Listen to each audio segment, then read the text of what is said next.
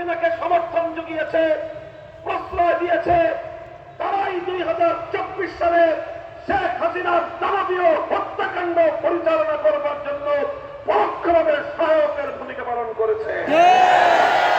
সেই সূত্রে আজ আমি বলতে চাই, বিগত এপ্রিল মাসের 18 তারিখ এই ফরিদপুরের মধুখালীতে আশরাফুল ইসলাম খান এবং আসাদুল ইসলাম খান নামে আমার দুই মুসলিম যুবককে যেভাবে সাম্প্রদায়িক উগ্র হিন্দুত্ববাদী গোষ্ঠী সম্পূর্ণ সুপরিকল্পিতভাবে হত্যা করেছে, যদি তখন এই হত্যাকাণ্ডের বিরুদ্ধে যথাযথ বিহিত করা হতো, যদি তার বিরুদ্ধে যথাযথ ব্যবস্থা গ্রহণ করা হতো, তাহলে গতকালকের চট্টগ্রামের এই মর্মান্তিক আইনজীবী হত্যার ঘটনা ঘটত না।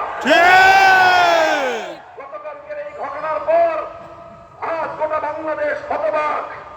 বাংলাদেশের বিবেকবান মানুষ বাকরুদ্ধ। একটি দেশের আদালত পাড়ায় যদি একজন সরকারি আইনজীবীর জীবন নিরাপত্তা না থাকে, তাহলে বুঝতে হবে এই উগ্র সাম্প্রদায়িক গোষ্ঠী কতটা ভয়াবহ এবং কতটা দুর্বৃত্ত এবং কতটা আগ্রাসী ভূমিকায় তারা পরিণত হয়েছে।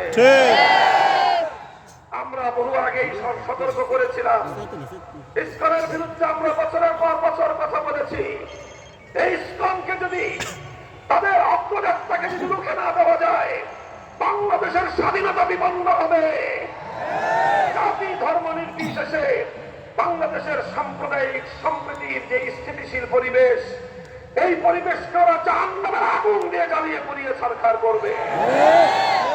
আমরা অবাক বিস্ময়ে তাকিয়ে আছি বাংলাদেশের বিচার ব্যবস্থার দিকে, সর্বোচ্চ আদালতের দিকে।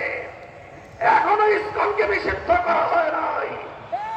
আজ আমরা ফরিদপুরের গণসমাবেশ থেকে ঘোষণা করতে চাই, এই ইসকন নামক সাম্প্রদায়িক উগ্র জঙ্গিবাদী গোষ্ঠীকে যদি নিষিদ্ধ না করা হয়, বাংলার মাটিতে ইসকনকে অবাঞ্ছিত করতে, উৎখাত করতে যা করতে হয় আমরা নিজেরাই তা করব।